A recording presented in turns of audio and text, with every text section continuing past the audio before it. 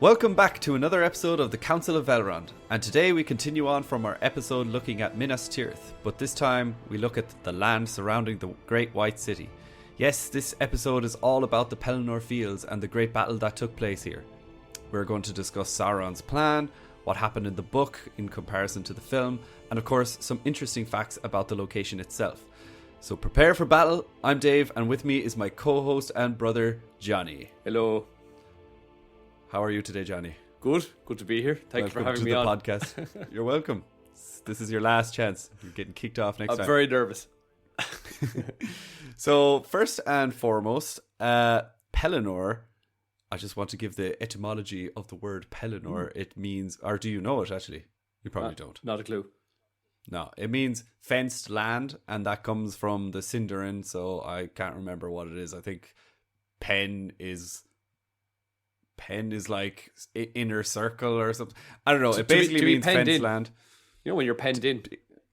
Or Pell. Sorry, Pell. I meant pen. Oh, yeah. But yeah, penned in. Penned in land. It doesn't have anything to do so, so one thing that Peter Jackson changed from the books was that he made Minas Tirith look like the city oasis in a wasteland, whereas in the books, how it's described, the surrounding lands called the Pelennor Fields were vibrant and extremely fertile, and they housed many hamlets, villages, farmers, luscious fields, and orchards.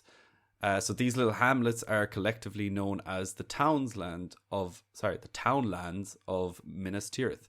So there are plenty of artistic visions of the Pelennor Fields that you can check out online, which are pretty cool, and they look more like kind of, I suppose, Italian Italian vineyards or something.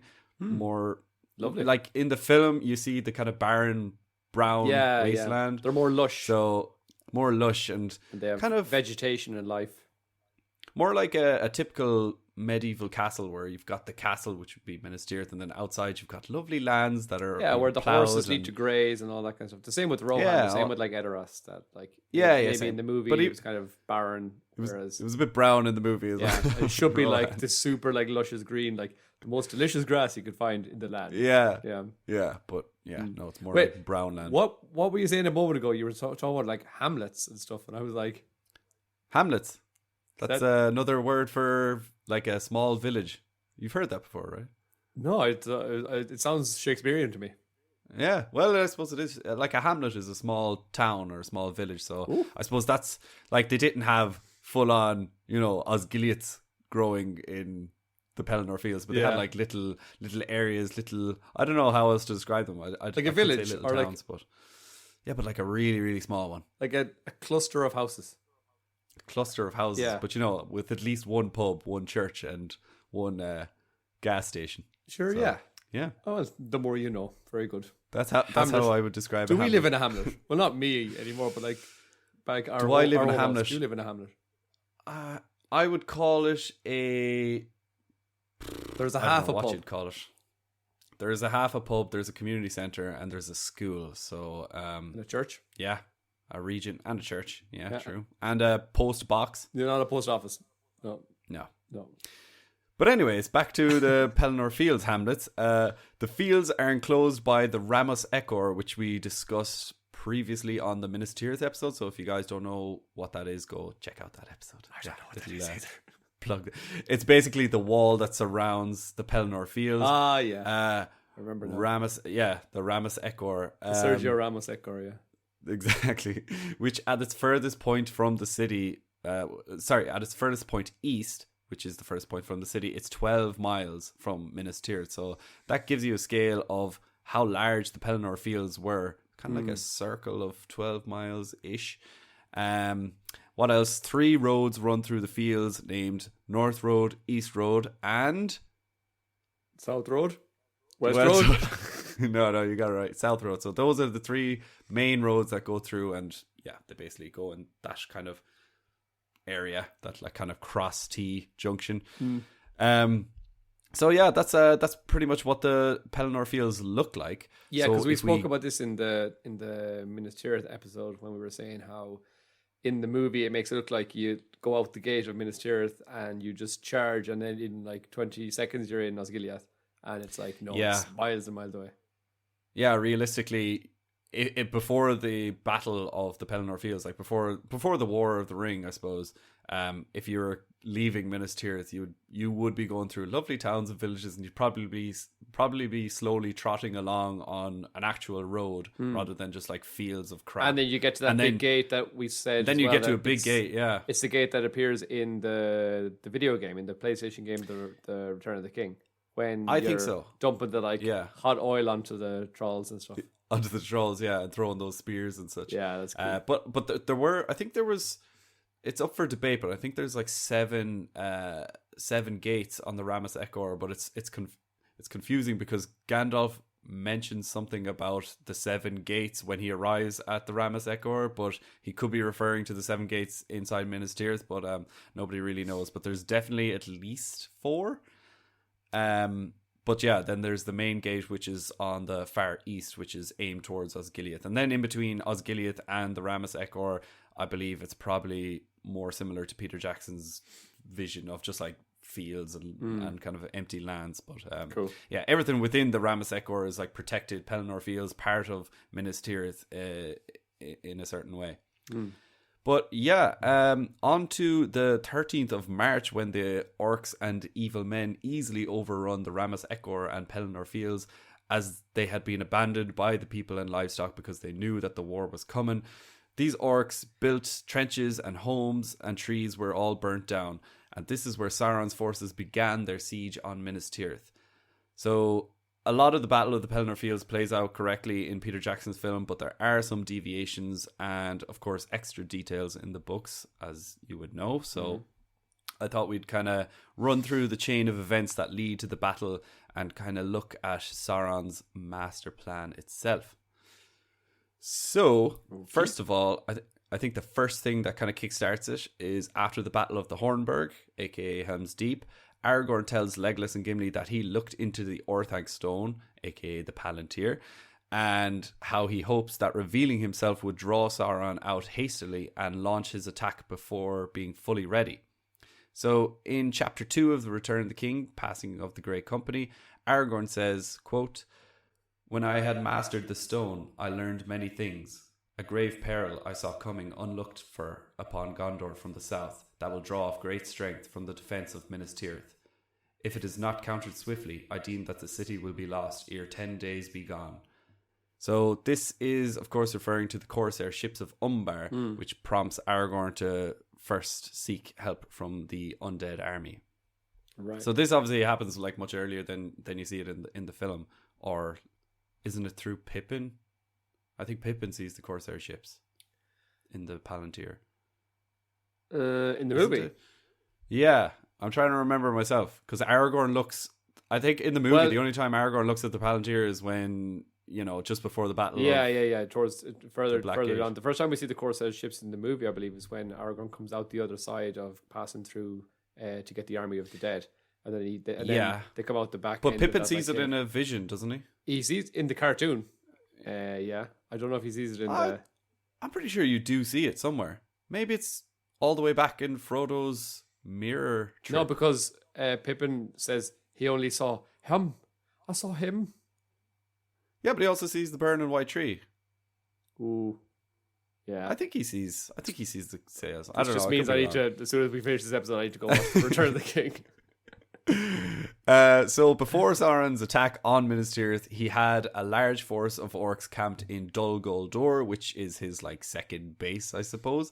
And his holiday for home. anyone that doesn't, yeah, exactly, it's his little getaway, and it's located at the bottom of Mirkwood Forest, so just north of Rohan. He had a large garrison of these orcs sent south to attack Rohan, but were quickly wiped out by the Ents that were returning from Isengard. He had another attack from Dol Guldur on Lothlorien against the Wood Elves.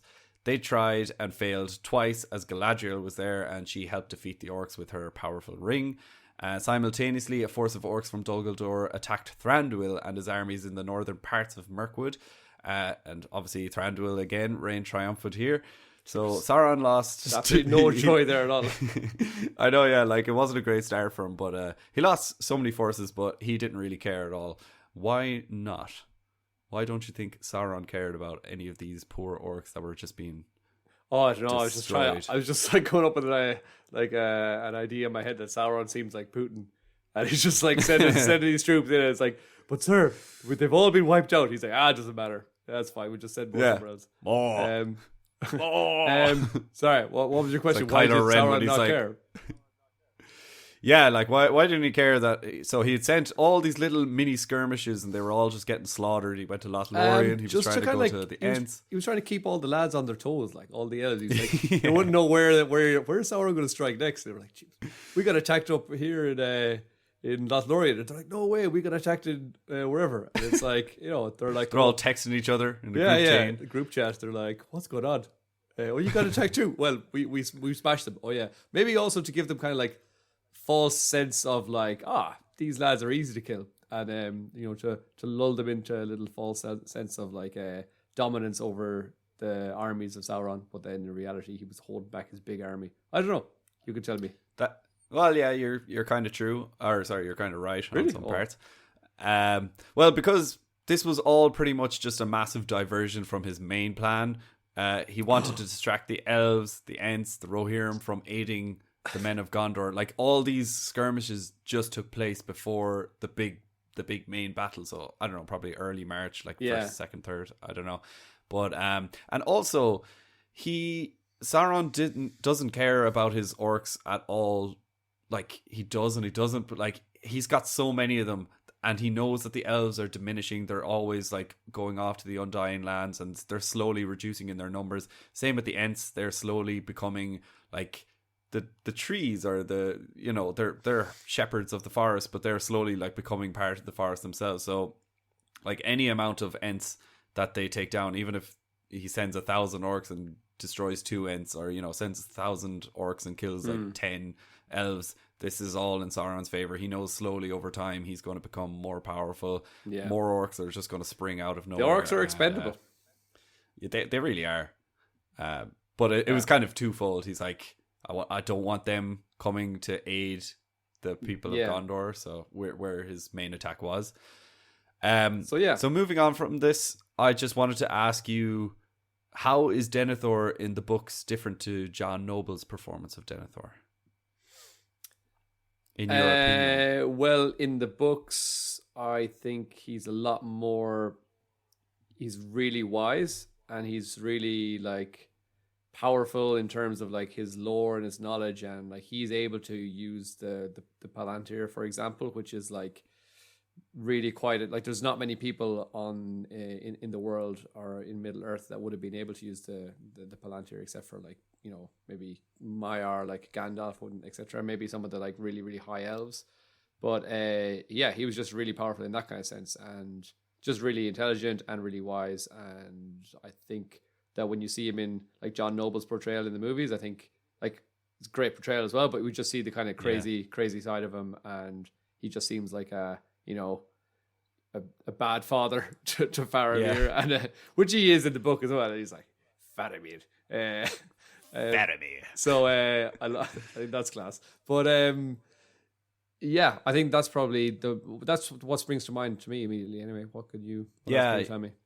No, you're right. It's all about, like, he does kind of seem like he's a bit of a grumpy, stubborn old man. That also, sorry, I was going to say as well, we also know kind of his reasonings as to why he's got more and more sour and bitter over the years as well, because like after the death of his wife, he really kind of becomes even more against Faramir in that moment. He's kind of like clinging on to Boromir as his closest heir. But that's basically no, that's all good. And what you said there backs up the reason why he should be grumpy and sour, but at least in the books he's not like a complete madman. Like when Gandalf arrives in the film, he's just like, no, I don't need Gondor, or I don't need Rohan, and blah blah blah. He's more proud. He's more proud. He doesn't have any faith in Rohan or any other allies. But in the book, he's definitely more attuned to what is happening, and certainly more military minded. And he's actually the one that lights the beacons before Gandalf and Pippin even arrive to Minas Tirith. Because in the book it explicitly says that they see the beacons on their journey. That's right. When they're riding to Minas Tirith. That chapter when Pippin and Gandalf are on the horse, and it's like how many? It's like 10 pages of just We're still riding, we're still going, and oh look, there's the beacons are lit and all that. I remember trying to read that book when I was like, I must have been about 13 or 14 years old, and I think I just after about like 7 or 8 pages of Gandalf and Pippin on the horse, I was like, when are they going to get there? Like, this is crazy. Yeah, and then you see the next chapter, and it's like the ride part 2. Yeah, no, Yeah. it's a long chapter, but it is cool when you actually break it down. Those beacons, however, are actually for the aid of nearby Gondorian armies rather than Rohan. But Denethor also sends a ceremonial red arrow to King Theoden in a plea for help, to which Theoden responds, quote, "The red arrow," said Theoden, holding it, as one who receives a summons long expected and yet dreadful when it comes. His hand trembled. "The red arrow has not been seen in the mark in all my years. Has it indeed come to that?"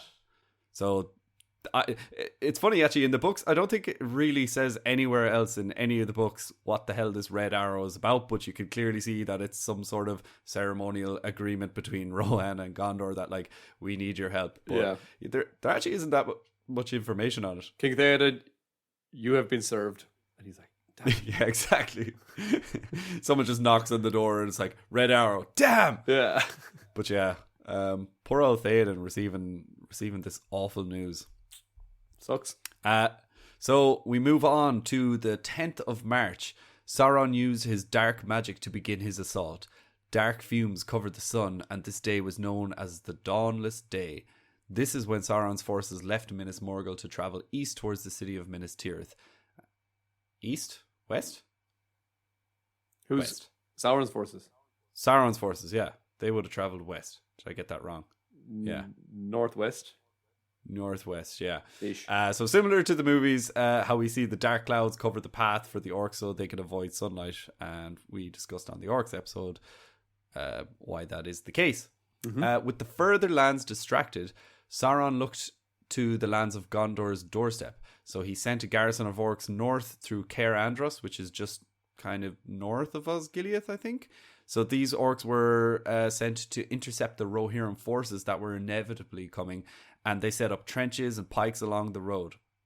He also sent corsair ships, which we talked about, from Umbar to blockade any Gondorian ships being sent to aid their fellow countrymen in Minas Tirith. So this left the city completely surrounded.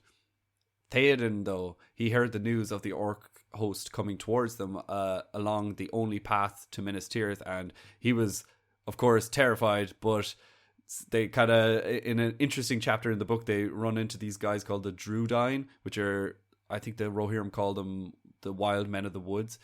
And they're almost an individual race themselves. I don't think they really speak any English or anything, but they are Rohirric or Westron or whatever the language of the book is. But they Westron, kindly guided the Rohirrim army through their forest to avoid the orc host. So that was kind of like a little sneaky segue around the orc army. Very nice. Which is kind of cool. Very good.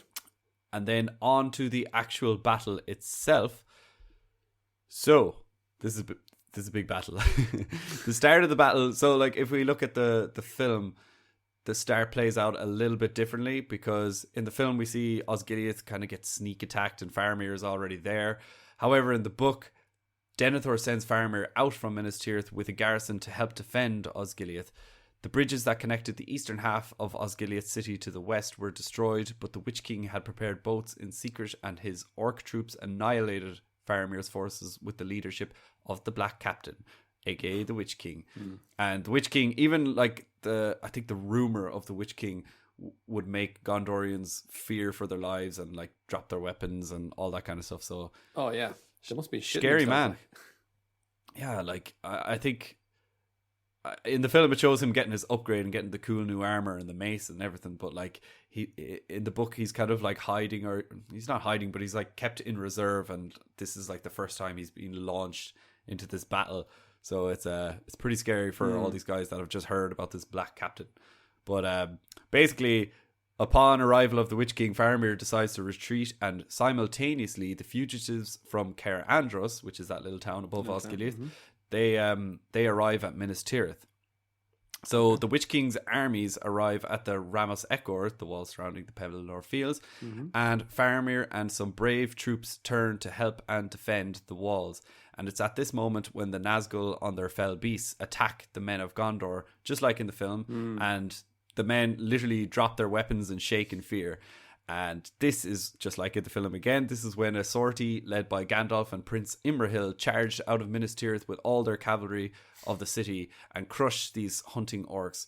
And Gandalf waved off the Nazgul, but he could only do this because the Witch King was not among them. I don't know. He was probably like chilling a little bit further back in Osgiliath. So maybe the Witch King wouldn't have been afraid, and he would have like kept the Nazgul there with him or something. Yeah, maybe. I don't know, but Since he was it expressly the leader of the Nazgul, so maybe like if he had been there, he would have been able to get them to like keep rank and stuff, and maybe even the orcs as well. Like I think when the Witch King's around, his leadership, it's kind of like in those games, the Battle for Middle Earth. When you have the Witch King around, you've got like plus 10 leadership, and anyone within like 10 miles is just like boosted massively. And I kind of get that impression of the Witch King. Yeah. It's the same with like Sauron. Like whenever the Witch King is closer to Sauron, he gets a little boost as well, and so. Oh yeah. Oh exactly. And that's something we'll talk about later because the Witch King's demise is a big blow. I think I just talked about everything I needed to say.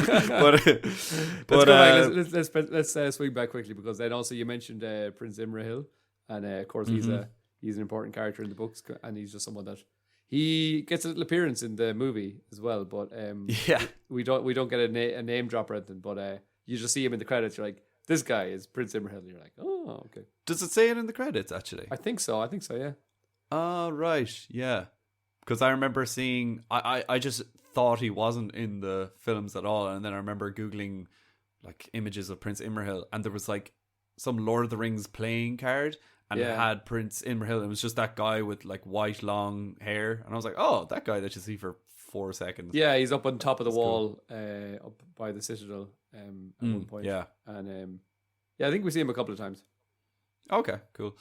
I mean, we could talk about him in another podcast because he's another really cool character. Yeah. So, but yeah, he's a book character, I suppose. And he aids Gandalf in that little ride out. I suppose the film kind of separates that whole charge of all of the cavalry coming out of Minas Tirith going to attack Osgiliath. That actually happens when Gandalf comes out to protect those retreating men from Osgiliath. So they kind of just like mixed it up or separated a little bit there. Yeah, so it's not Gandalf out on his own with just Pippin on his back. Yeah. Yeah, it's actually... And there should be like loads of more orcs and evil men there as well. But but that is accurate where Gandalf like shoos away the beast. Yeah, he's like, be gone. Away with you. Yeah. You rascals. So, you silly billies, get out of here. You scoundrels. Yes. Over a third of the Gondorians' forces that defended Osgiliath were actually wiped out, and Faramir was struck with a poisoned arrow as well, which sucked. But they did return to the city with lots of cheers from the Gondorian civilians, so they got that going for them, which is nice. It's good stuff. Like sly poisoned arrows, that's just the sneakiest way. So sneaky. Yeah. And I think, again, that's not cool, you guys.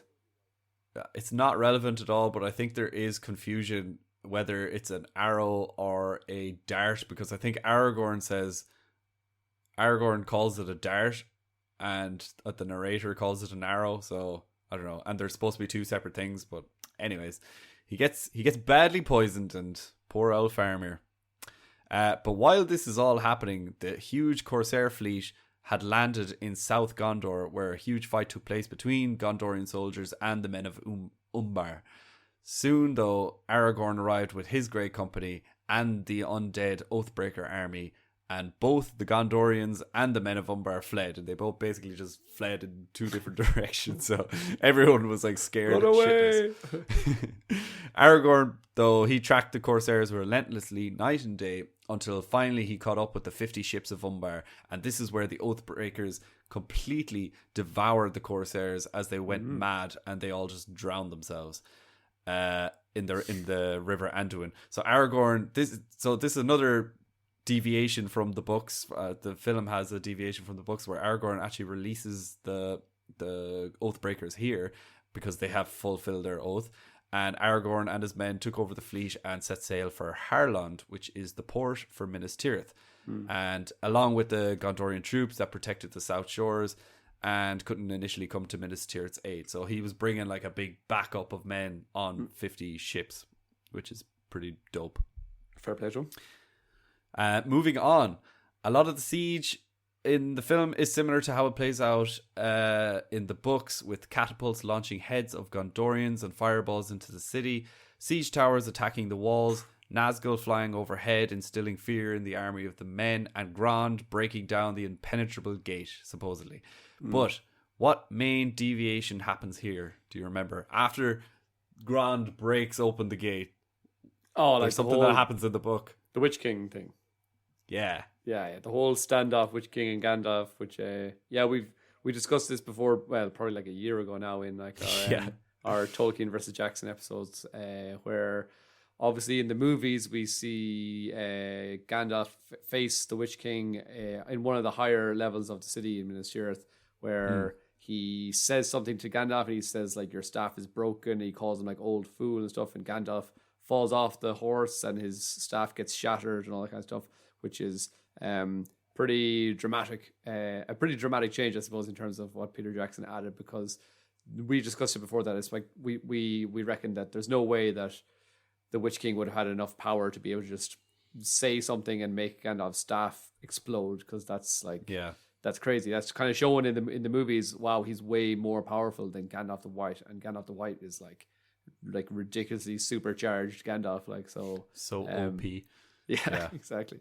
So yeah, that's the main thing, and we do get a point where they have a little like face off where the Witch King is on his horseback and he's like coming up to the gate just after Grant has smashed the gate open, and Gandalf is on his horse, Shadowfax inside, and they're like facing off and they start to talk, I think, and then you're like, oh, here we go, it's going down. Yeah. But then of course we hear the from Rohan and Theoden and all his men are there, and so that is kind of similar to the movies where the Witch King is looking at Gandalf when he's like lying on the ground, and then he hears the horns as well, and he flies off to get ready to fight against Theoden's armies as well. So some similarities, but definitely some big differences where Gandalf was never thrown off his horse and his staff was certainly not broken.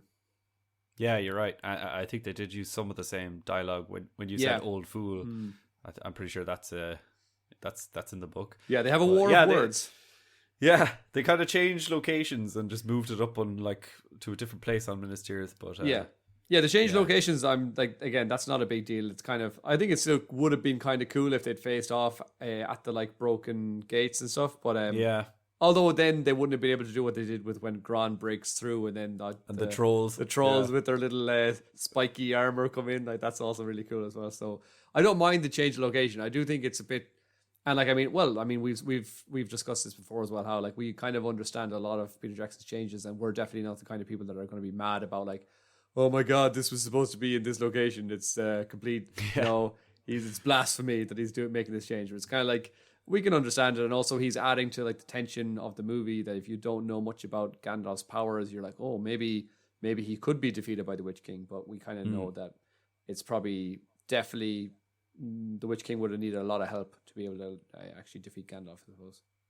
Yeah, that's a part of the book as well where it's kind of annoying when the Rohirrim come, because I really wanted to see a big wizard/witch standoff thing where they're actually fighting fisticuffs. Yeah, they just get off their horse and right. It's like that scene from Anchorman where they go, "No touching of the hair or face." Gandalf's just all holding a grenade, like Brick killed a guy. So yeah, you're right. So this is where all hope seemed lost and the city was going to be overrun. And at this moment, like you said, the cock crowed and the horn of Rohan sounded to announce the arrival of Theoden's troops. The Witch King turned his forces and met the Rohirrim in the Pelennor Fields, and the Witch King also sought out Theoden, and the king's horse Snowmane is pierced by a black arrow as Theoden is mortally crushed under his weight. It plays out almost exactly as the film where Merry and Éowyn team up and kill the Witch King, but for anyone that doesn't know, Johnny, why is Merry's actions important here, or why are they important here? Sorry, just while you were talking there, when you spoke about Theoden getting crushed under his horse, I just got that image of that meme of like when you're sleeping at a friend's house and he doesn't give you a blanket and just Theoden lying there with the horse on top of him. Absolutely love that meme. That's just so like, true. Yeah, I love it. What'll I use as a blanket? I guess I'll just have to use his horse. We should post that one soon again. That's a brilliant meme. That's good. Anyway, sorry. Back to the question. What was the relevance, or what was the importance of? So for people that have only watched the movies and they want to know more about that scene, we see Mary stab the Witch King, and then Éowyn stabs the Witch King as well. But like, what's so important about Mary's actions? All the kind of glory, I suppose, is given to Éowyn in that moment, which obviously she does a massively important job as well of actually like confronting the Witch King and taking him on, while everybody else on the battlefield was just terrified. So kudos to her. But it wasn't just her alone. Mary actually had a very significant part to play, which was that and again, we don't really know much about the sword that Mary is actually using. That sword is not one that he was given by Theoden in Rohan or anything like that. It wasn't like a ceremonial sword that he gets when he becomes a squire of Rohan. It's actually a sword that he gets in the first book, in the Fellowship of the Rings. He gets it from the Barrow Downs, where the Barrow White was. This kind of spirit type of thing. It's kind of like a Nazgul, and they defeat that. Well, they don't. They actually get taken. Like all the hobbits get taken by this creature, this spirit creature, and Tom Bombadil comes in and saves the day. And then they kind of raid this area, this Barrow Downs area, and they find these swords. And Tom Bombadil goes on to tell them that these are really, really important swords, and they've got lots of old mystical powers, and they're like supercharged swords, basically. So we don't really know anything about this in the movie. In the movie, if you remember, Aragorn just throws them 4 hobbit-sized swords. He just happens to be carried around. It's like, here you go. I found this down the local shop there, so you can. He's got like a collection of letter openers, and he's like, here you go, lads. Yeah. So we see in the books that when they get those swords, those 4 swords are actually really important. And then later on, because of the power of that sword, Mary is able to stab the Witch King in, I think he gets him in like the back of the knee or something. And then that kind of... It looks like the calf in the film, but I think it's the back of the knee in the book. Yeah, I'm not too sure. Anyway, I think anywhere would have done the job, because I think... It would have put him out for at least 6 months anyway. Yeah, exactly. That's for sure. Metatarsal got him. Yeah. So basically, what that sword does, the power of that sword, when he hit the Witch King, it broke his connection to Sauron, which was kind of pumping him up full of like extra juice, I suppose. And he was like a Duracell battery, yeah. And so that's what that happened, and that like seriously weakened him, and that made him vulnerable then to the old sword in the face from Éowyn, I suppose. So maybe if Mary hadn't stabbed him in the back and Éowyn just like stabbed him in the face, he would be like, "That's fine, don't worry about it." Okay. Yeah. I don't know. Oh, that would have been so funny, actually. Yeah. Just thinking of that, like, ding. All right, nothing's happening here. Yeah. You're absolutely correct. Loads of extra information there. That dagger is created by the it was created by the Dunedain during their war against the Witch King of Angmar, and it contains spells that were directly made to wound the Witch King. So what perfect sword that Mary happened to have in his possession. Just a quick quiz question though, because you gave me so much information there, but do you know the name of the sword? For God's sake. Or the dagger? What do you mean, the sword or the dagger? You mean because the same thing? The title is the dagger of something. I haven't a clue. The dagger of Vagmar. No, but like you probably won't forget it again. The dagger of Westerness. Did you forget already? The dagger of who? The dagger of Westerness or Westernese, or how's it pronounced? I don't know. So I definitely remember reading that. Yeah, I've read that somewhere. So there you go. If it comes up in a I probably will forget it though. Yeah, me too. I've already forgotten. So the tide seemed to turn again when the men of Harrod's Mumakil frightened the bejesus out of the horses, and they started to wipe out the Rohirrim as Éomer and his men rallied on a hill and basically prepared to die. All hope seemed lost again as the black sails of the Corsairs arrived, but this was to everyone's surprise when Aragorn, the Grey Company, and the men of South Gondor emerged from the ships and charged north, while the Rohirrim regathered their strength and pushed south, and Sauron's forces, without the leadership of the Witch King, were caught between, quote, the hammer and the anvil. The orcs started to panic, scatter and retreat, and eventually were followed by the Easterlings and Haradrim warriors, who were a little bit braver and lasted a couple of seconds longer than the orcs. But all in all, Gondor was victorious. Gondor and Rohan, I should say. Even with such a great victory for Rohan and Gondor, it was a huge blow to their forces, and Sauron had an even larger army in reserve, so it may have been kind of futile, but we can talk about that in another episode again.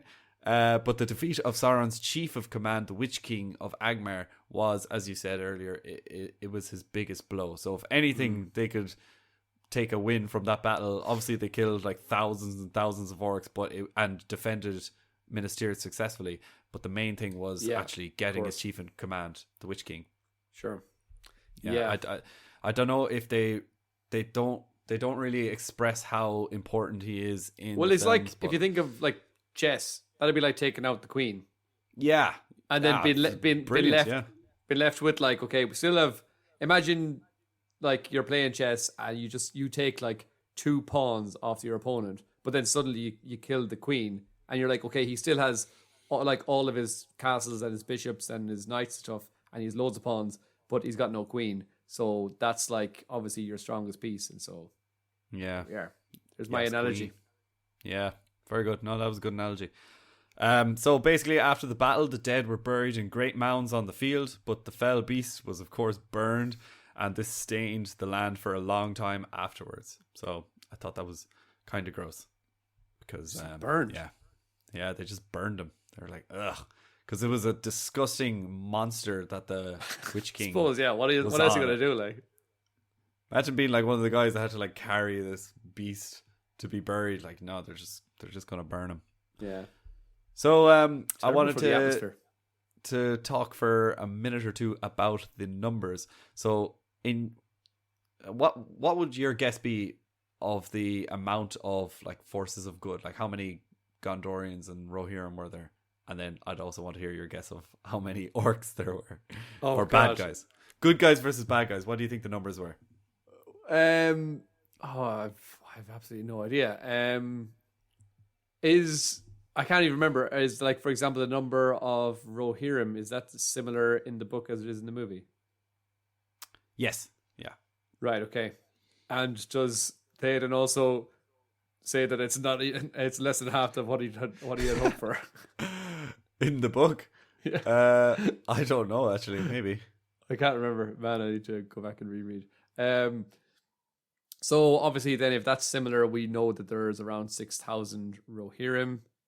How many Gondorian army would be in the Gondorian army? I have no idea. Probably like, I'd say 15,000 or something. I'd say in total probably 20,000 on the good side. Am I anywhere close? No, but you got the Rohirrim part right. So it's hard to judge. I don't think it says anywhere like how much there is definitely, but it does explicitly say that there are 6,000 Rohirrim. So that's correct. And is the Gondorian army just like tiny? Has it just been like it's quite small, yeah. Oh, so in the book Atlas of Middle Earth, that's the one I got you, I think, for Christmas. I have it, The author Karen Wynne Fonstad estimates that a combined force of 5,250 men make up the Gondorian army and the men that arrive with Aragorn, making a total of 11,250. There it is in all of its glory. Yeah. Give us a look-see.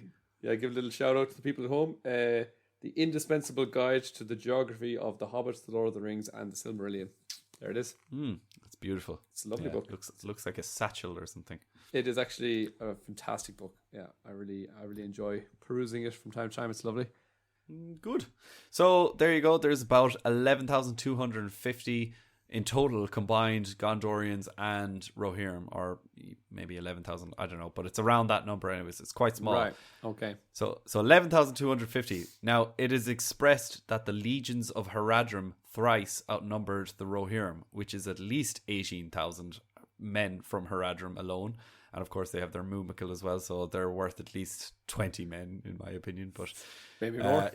Yeah, so already Harad like greatly outnumbers all of Rohan and Gondor.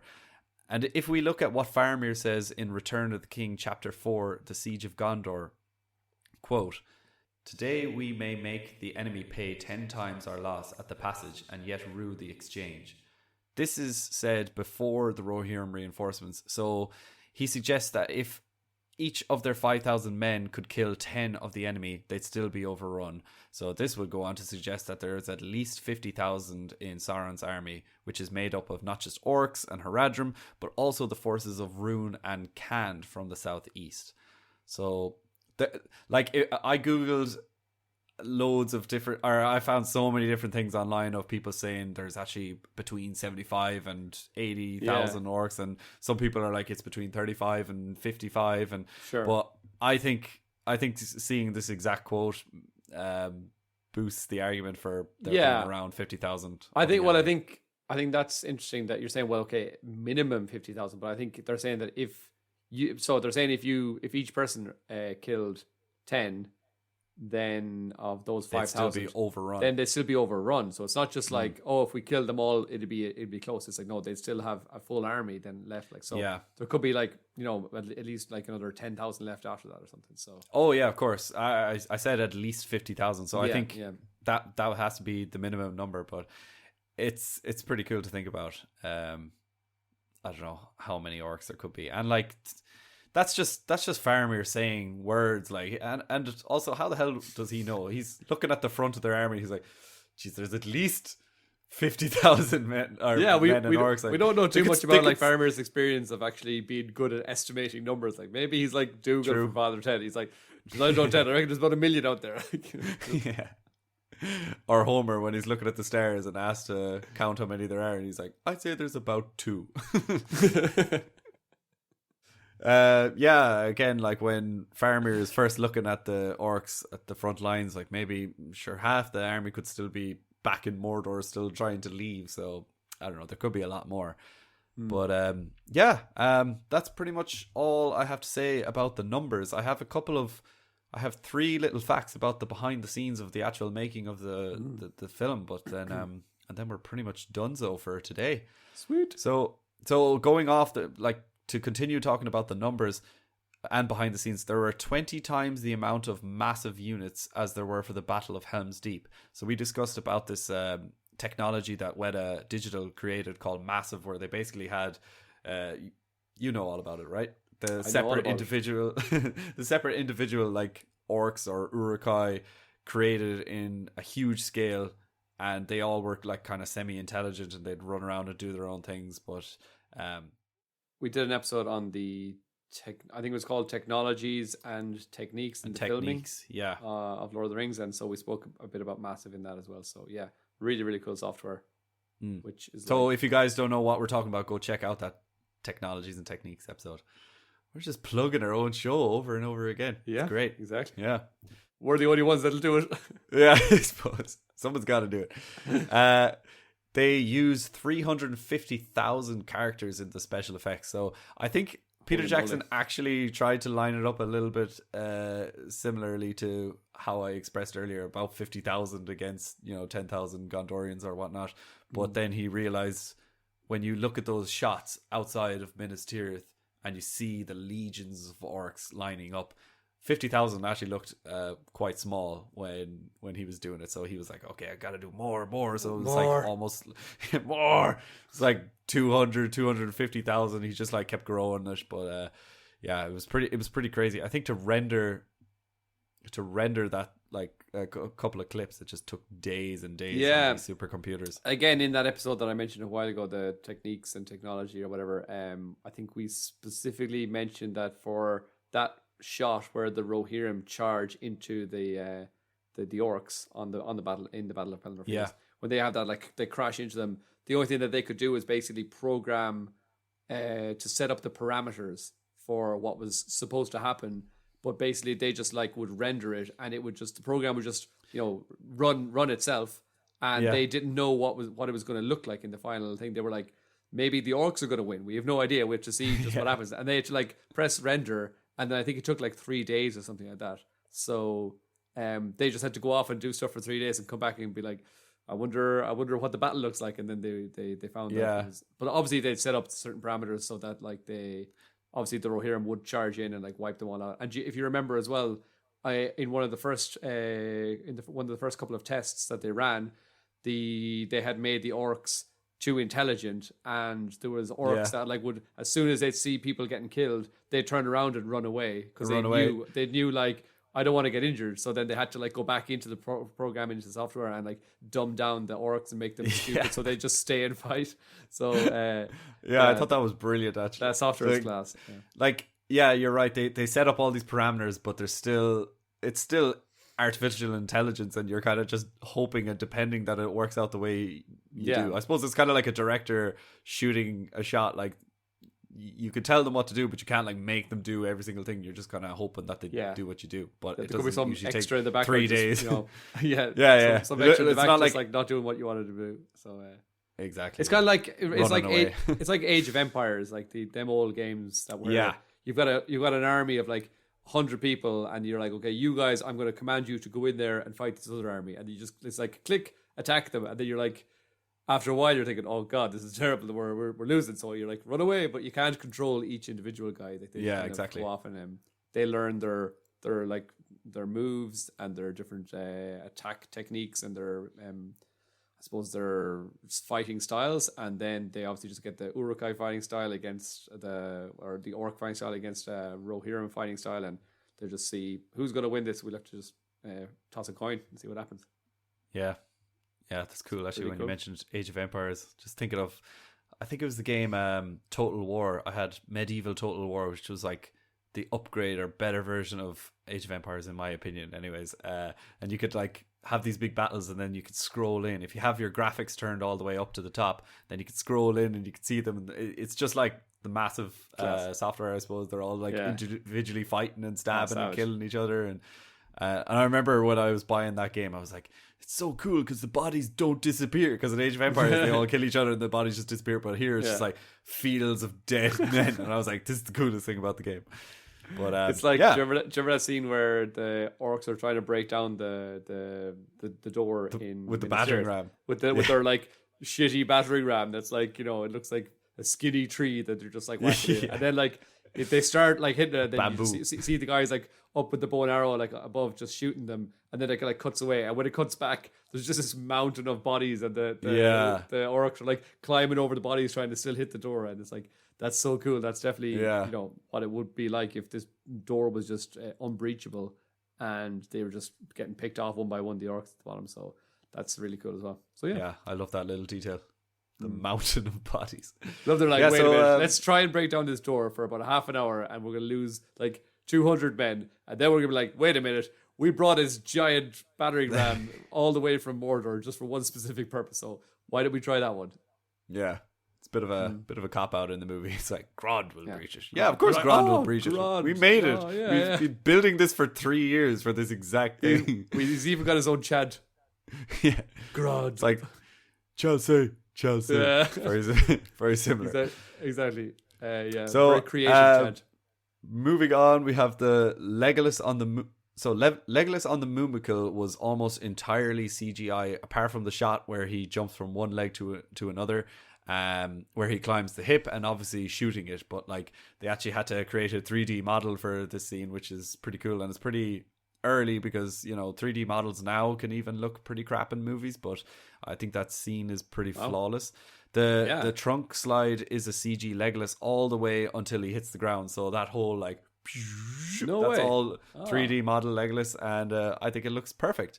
But yeah, seeing the behind the scenes of Orlando Bloom like filming those shots, he's just there on like loads of blue padding, and he's just going like it just looks really funny. Like, but it'll be great crack. Pretty early for its time, and to keep the theme of the Moomical, that Moomical carcass that is seen when Pippin is searching for Merry is said to be the largest prop ever made in film history. Wow. It was life-size, and the entire crew that built it over 6 weeks were able to stand on it. It was transported in 11 pieces over trucks. So there are behind-the-scenes pictures and photos of this giant Moomical, and it was set to scale. It was so huge. unnecessary. Yeah, I know, but But class. it's so cool. Like, yeah, one dead Mumuk. But I suppose there is a very good, powerful scene there with Merry and Pippin, so it's good to have the real thing in the background. Yeah, definitely. But I mean, there's no shot in that sequence where you actually see the entire Mumical, I suppose. You just see this maybe huge... not. You see a huge, like, it's back, and then, like, Merry and Pippin are there, like, crouched down behind it, but it could have just been editing, like, I suppose. Yeah. But, getting those details, that's what it's all about. You got to go to those lengths if you want to win the Oscars. Yeah, I mean, we've talked about it so many times, but like the added details that the crew put into filming this trilogy is just incredible. And even in our Minas Tirith episode where we talked about all the like side streets and things that weren't even seen at all on camera, but they still created like the rat catcher shop. Rat catchers and stuff, yeah, all this kind of stuff. It's just incredible. Yeah, I suppose, and we said it before as well, just to kind of make the world feel lived in, real. I suppose. Yeah, for the actors and the extras walking around, it's like, yeah, they could really come to terms with like their character that they're supposed to be portraying when they're just thinking, I actually live in this world now. That's a big giant Mumical there, and yeah. But then obviously maybe Peter Jackson was like, I want to get some shots, a shot from above of the Mumical when we find Mary or something. But then maybe he just chose not to put them in. But it's cool. It's very cool. Like, we know from the extended edition that there's so many extra. There's like another hour or hour and a half of footage for each film. So like there's probably hours and hours of footage of just like unused footage. Like we have seen some with like, Arwen at Helm's Deep and Éowyn fighting in Helm's Deep, and there's even like scenes of Frodo and Sam in not Lothlorien, in Rivendell, just like walking around at a fountain or something, and those scenes look pretty cool. Like there's photographs of them. I'd love to see the deleted release the Peter Jackson cut. Yeah, even if it's 40 hours long per movie, I want to see it. Yeah, but more films and more companies need to put as much time and effort into their movies as Lord of the Rings did, because that's you reap what you sow. That's what separates them.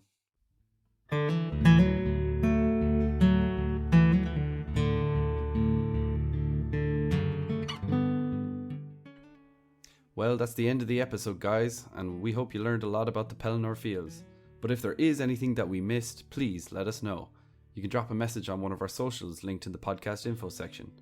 I'd also highly recommend checking out some of the artwork of the Pelennor Fields before it went under siege, as there are some stunning pieces out there. Don't forget that we're available on YouTube now also, and you can watch some snippets of our podcast up there. A special thank you to Jack Knightley on Patreon, and if you'd like to join him and our other patrons by supporting us, you can find our Patreon page in the podcast info section. We'll see you next time, guys, on the Council of Elrond. Goodbye.